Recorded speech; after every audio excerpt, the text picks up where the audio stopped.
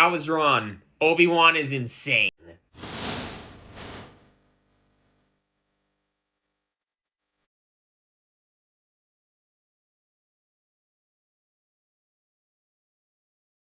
Hello and welcome to the table, and today I am back with another Star Wars Unlimited deck tech video, this time for the brand new Obi-Wan Kenobi deck.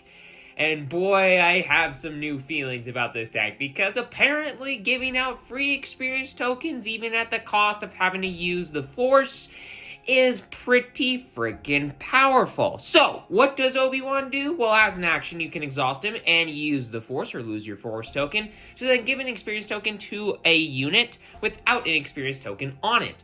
Seems kind of unassuming, but it's a little bit scarier than it looks, especially in combination with, good yellow and white cards, and because of that, we're running a yellow base, Crystal Caves, 28 health. Whenever a friendly Force unit attacks, the Force is with you.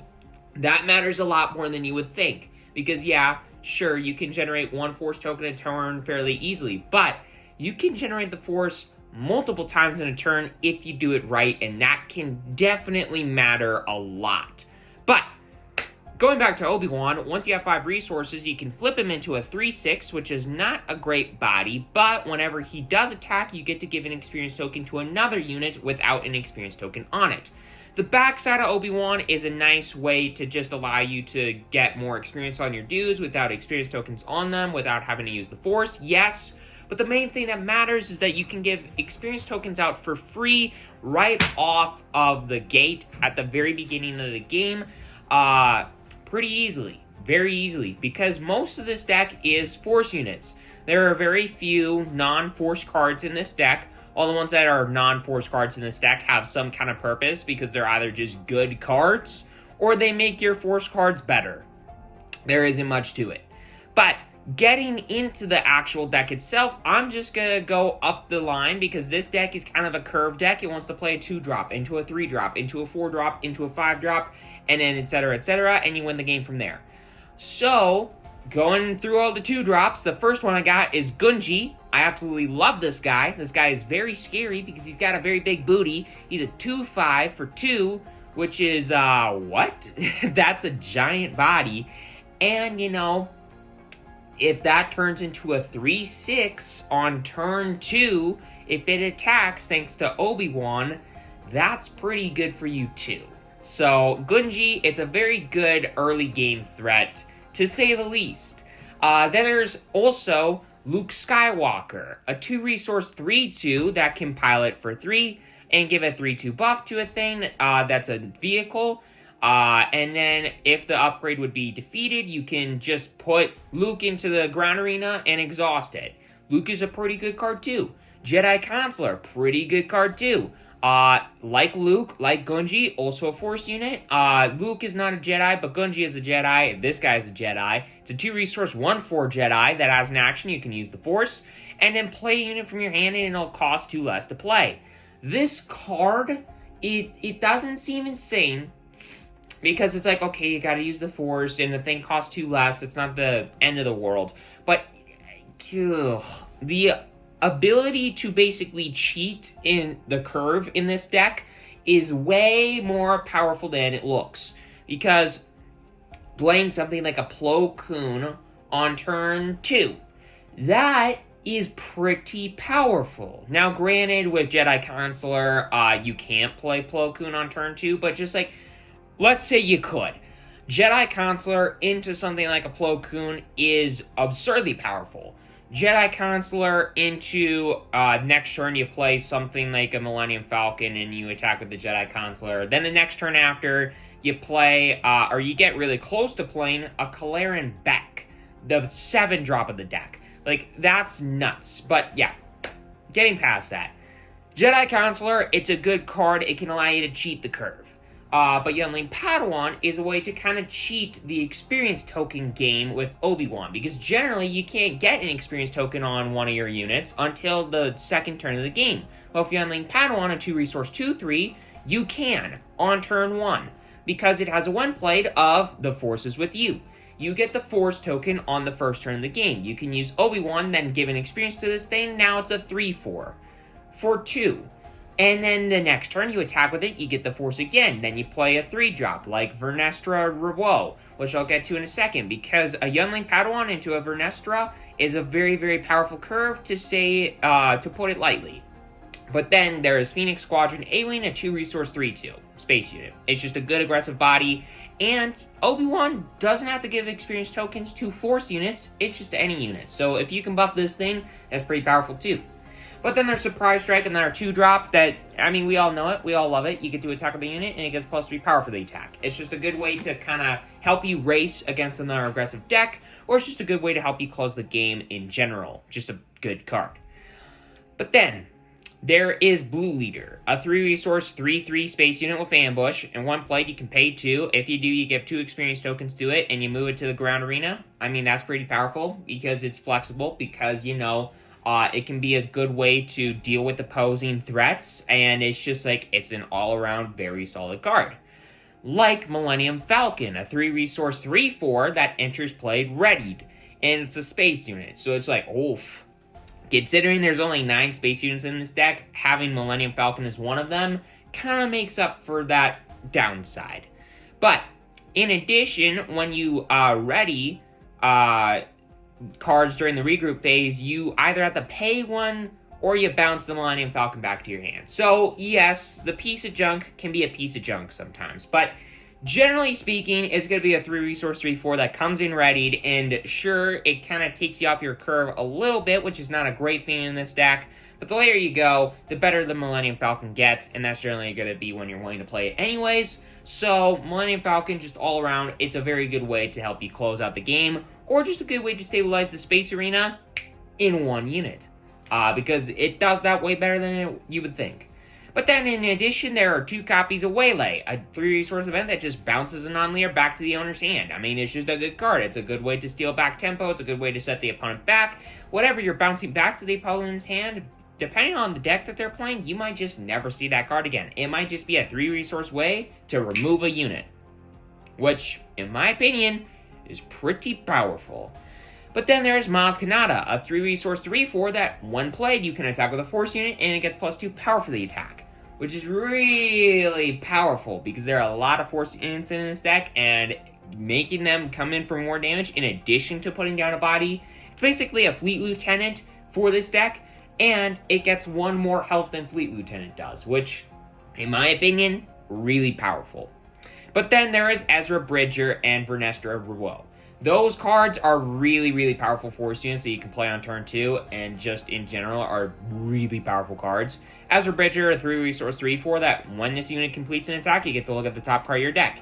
You may play it, discard it, or leave it on top. So you kind of get a little bit of sneak peek action at what's going on your next turn. It's like, do I want to just play this now if I have the resources for it and just get a ton of value? Do I want to just discard it because it's not going to really do much good for me anymore? It's like something like a Jedi Consular. I already have one down on board. Or I don't need a Jedi Consular anymore. Is it just something that I don't want to play now, but I want to keep for next turn? Then just leave it on top. Ezra Bridger is just a really flexible card that can allow you to get a lot of advantage in this deck, and it's a force unit. So for 3 resources, it's pretty powerful. Like Vernestra Rewo, or however you pronounce that last name. But Vernestra is a 3-resource 3/4 as well, and it's also a force unit, and it's also a Jedi. But in addition, it has a 1 plate of saying you can use the force and then ready this unit, which is really powerful and really good in combination with the Youngling Padawan, because on turn 1, Youngling Padawan, 2/3, you get the force, you use it, give an experience token to it. With Obi-Wan, now it's a 3/4. You attack with it on your next turn, get the force token. You play Vernestra Rewo, and then you then you can use the force, ready it, attack with it for 3 more, you get the force again, you can then use Obi-Wan, give another experience token to it. Sure, you could have dealt 1 more damage with it, potentially, if you did things a different way, but Vernestra Rewo, still a really powerful card to play on turn 2 in combination with the Youngling Padawan, because 3/4 into establishing a 3/4 body into establishing a 4/5 body on turn 2 is nuts. Really, really powerful. But that is not the most powerful thing, in my opinion, that you can be doing on turn 2. Because you got Constructed Lightsaber and General's Blade. Yes, Vernestra is a really powerful card. I think it's a little bit stronger than Constructed Lightsaber in this deck, but General's Blade, it's a good card. But Constructed Lightsaber is a 2-of in this deck. It's a 3 resource, 2/3 buff, generic buff, surprisingly. But it attaches to a Force unit, and if the attached unit is Heroism, it gets Restore 2. That's all that matters, really.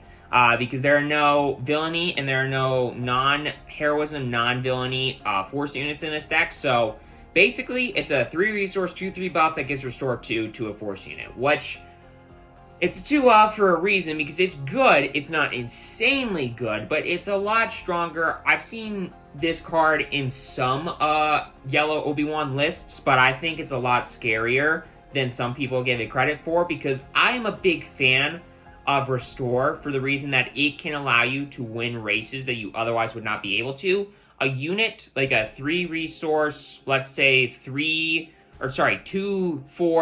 or 2/5 with Restore 1 or 2 against a unit that's like a 2 or a 3 resource 3/5.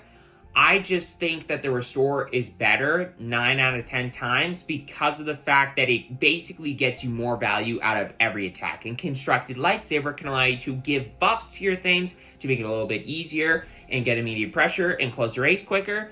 But in addition, it restores, so any damage that your opponent's dealing is kind of shrunken down a little bit thanks to that Restore, which, I don't know, I like it.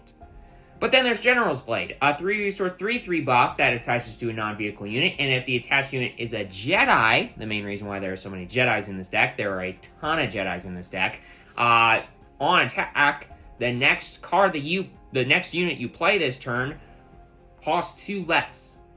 Yeah, 2 less to play, which is really powerful. Like with Jedi Consular, being able to cheat the curve is really powerful. General's Blade is a way more consistent way to do that. In addition, it puts immediate pressure on the opponent the second that it comes down. So General's Blade, in my personal opinion, is probably the best card in the entire deck. Behind Millennium Falcon. Or ahead of Millennium Falcon by like this many points, like 1 point. But yeah, General's Blade is a really powerful card. But then getting to the 4-drops, I got Ahsoka Tano and Eth Koth. Ahsoka Tano is a 4 resource 3/5, also a Force unit, also a Jedi, or no, it's not a Jedi, sorry, it's just a Force unit. But it's a good Force unit because when played, an opponent discards a card from their hand. Interaction on a 3/5 body for 4, that is not bad. But if a unit card is discarded this way, you may exhaust a unit. So it's icing on the cake. Your opponent has to get rid of a card. In addition, if they get rid of the right card, which a lot of the cards in this game are units that are going to be played in constructed decks, a lot of the cards are played in constructed decks or units. If the opponent discards one of those, you get a discard, you get an exhaust, and you get a 3/5 body for 4 resources, which is really powerful. In addition, it's a Force unit, which is good for you too.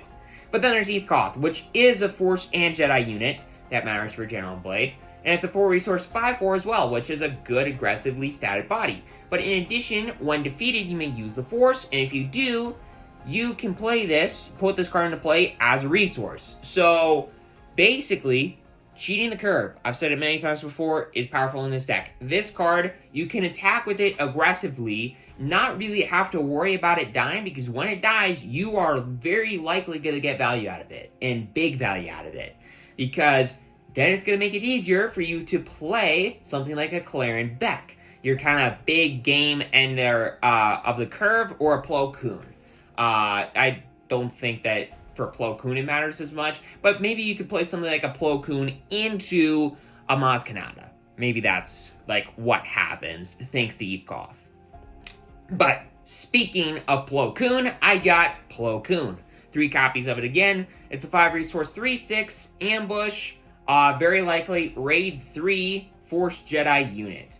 It's got coordinates, so if you don't have 3 units, including yourself, it doesn't get the Raid 3, but otherwise, it's very likely going to get the Raid 3. But it's a 5 resource 3/6 Raid 3 ambusher with Force and Jedi traits. That is really powerful. The reason that Blue Leader is powerful is because it's a good, efficient way to remove stuff, and it's a body.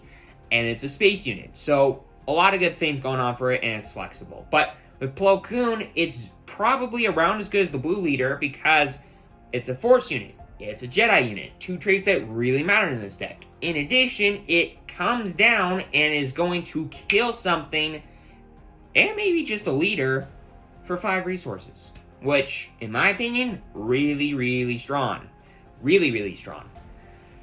But then lastly, I got Clarence Beck, a 7 resource, it's a 2-of in this deck. It's a 7 resource, 7/7 Force Jedi unit, and when played, you get to look at this top 7 of your deck for a unit, play it, reveal it, and play it, and it'll cost 3 less to play.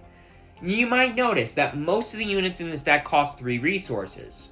Well, okay, a lot of them cost 2 resources too, but a lot of the units in this deck cost 3 resources to play, and with Clarence Beck, you can play one of those 3 resource cards for free off of the Clarence Beck when you play it, so that's really good for you.